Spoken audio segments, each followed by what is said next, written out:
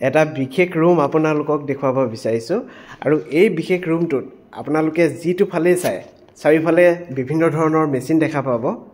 আৰু আপোনালোকে দেখা এই সকলোবিলাক মেচিনৰ কিন্তু কাম এটাই মোৰ সন্মুখত দেখা এই যন্ত্ৰসমূহ হৈছে স্পিনিং মেচিন সহজ ভাষাত কোকোনৰ পৰা সূতা তৈয়াৰ কৰা যন্ত্ৰ আৰু বিভিন্ন ৰাজ্যত পাট মুগা আৰু এৰী সূতা কাটিবলৈ ব্যৱহাৰ হোৱা সকলোবিলাক যন্ত্ৰই এই ৰুমটোত আছে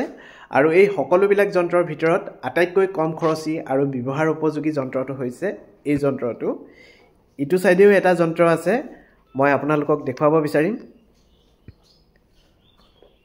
এইটো এটা যন্ত্ৰ আৰু আপোনালোকক মোৰ জনাই ভাল লাগিব এই যন্ত্ৰটো মই উদ্ভাৱন কৰা আৰু কাৰোবাৰ যদি পাট মুগা আৰু এৰী সূতা কাটিবৰ বাবে এই যন্ত্ৰটো প্ৰয়োজন হয় তেনেহলে ইয়াত দিয়া নম্বৰত যোগাযোগ কৰি এই যন্ত্ৰটো ল'ব পাৰিব এই মেচিনটো অন্য মেচিনতকৈ এটো কাৰণে ব্যৱহাৰ উপযোগী কাৰণ ইয়াত পাট মুগা আৰু এৰী সূতা কাটিব পৰা লগতে শিপিনীৰ সকলো কাম ইয়াত কৰিব পৰা যায় কিন্তু বাকিবিলাক মেচিনত হেখিনি সুবিধা নাথাকে আগতে পাট মুগা আৰু এৰী সূতা কাটিবৰ বাবে তিনি ধৰণৰ বেলেগ বেলেগ মেচিনৰ প্ৰয়োজন হয় কিন্তু এতিয়া এই যন্ত্ৰটো কিনাৰ পিছত ইয়াতে সকলো ধৰণৰ সূতা প্ৰস্তুত কৰিব পাৰিব এনেদৰে ইয়াত কিছুমান কন্ট্ৰোলাৰ লগোৱা আছে এই যন্ত্ৰটো কন্ট্ৰোল কৰিবৰ কাৰণে তিনিটা স্পীড কন্ট্ৰোলাৰ আছে আৰু এটো মেইন সুইচ হয় এটো ওপৰলে দাঙিলে অফ হৈ যাব আৰু ওপৰত এটো এটা কন্ট্ৰোলাৰ আছে এতিয়া অফ হৈ গ'ল যন্ত্ৰটো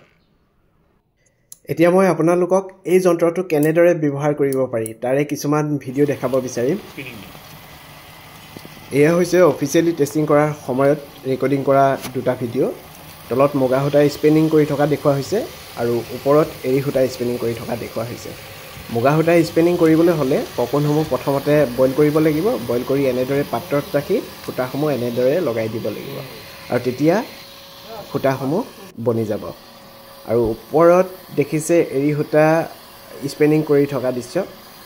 এনেদৰে আসলতে এৰী সূতা স্পিনিং কৰা হয় অৰ্থাৎ সূতা প্ৰস্তুত কৰা হয় আৰু এনেদৰে এটা মেচিনতে পাট মুগা আৰু এৰী সূতা স্পিনিং কৰিব পাৰি যিটো কাম এই ৰুমটোত থকা কোনোটো মেচিনতে কৰাটো সম্ভৱ নহয় ठीक है good it is coming nice same चीज हां ধুনীয়া হৈছে না এনেদৰে সূতা প্ৰস্তুত কৰাৰ পিছতেই সেই সূতাখিনি বজাৰত বিক্ৰী হয় আৰু শিপিনীয়ে সেই সূতা বজাৰৰ পৰা আনি হালত বিভিন্ন ধৰণৰ কাপোৰ প্ৰস্তুত কৰে আৰু পুনৰ সেই কাপোৰ বজাৰত বিক্ৰী কৰা হয় এনেদৰে কোকোনৰ পৰা সূতা বনোৱা আপোনালোকে কোনে কোনে দেখিছে কমেন্ট কৰি জনাবচোন আৰু লগতে এনে ধৰণৰ সূতাৰ পৰা কেনেদৰে হালত কাপোৰ তৈয়াৰ কৰা হয় হেয়াও দেখুৱাব বিচাৰিছো এয়া হল আমাৰ গুৱাহাটীৰ দৃশ্য আৰু ইয়াত আপোনালোকে দেখিছে ইয়াত পুৰুষ মহিলা সকলোৱে সুন্দৰ সুন্দৰ কাপোৰ তৈয়াৰ কৰাত ব্যস্ত হৈ আছে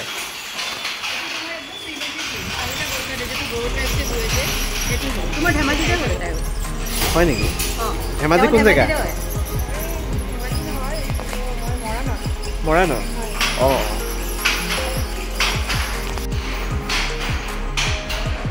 আৰু এনেদৰেই হালত কাপোৰ প্ৰস্তুত কৰি সেই কাপোৰ বজাৰত বিক্ৰী কৰা হয় আৰু এয়া দেখিছে পাট মুগা আৰু এৰী সূতাৰে তৈয়াৰী বিভিন্ন ধৰণৰ কাপোৰ ইয়াত সজাই ৰখা হৈছে আৰু এই যিসমূহ কাপোৰ এই কাপোৰসমূহ তৈয়াৰ হৈছে এনে ধৰণৰ কোকোনৰ পৰা নিশ্চয় ভাবিলে আচৰিত লাগে পাট মুগা আৰু এৰী সূতা কাটিব পৰা এই বিশেষ যন্ত্ৰটো যদি আপোনালোকে বিক্ৰী কৰি ব্যৱসায় আৰম্ভ কৰিব বিচাৰে তেনেহলে আমাৰ সৈতে যোগাযোগ কৰিব পাৰে আৰু লগতে কাৰোবাৰ ঘৰত ব্যক্তিগত ব্যৱহাৰৰ বাবেও যদি এই যন্ত্ৰটো প্ৰয়োজন হয় তেনেহলে আমাৰ লগত যোগাযোগ কৰি এই যন্ত্ৰটো ল'ব পাৰিব ধন্যবাদ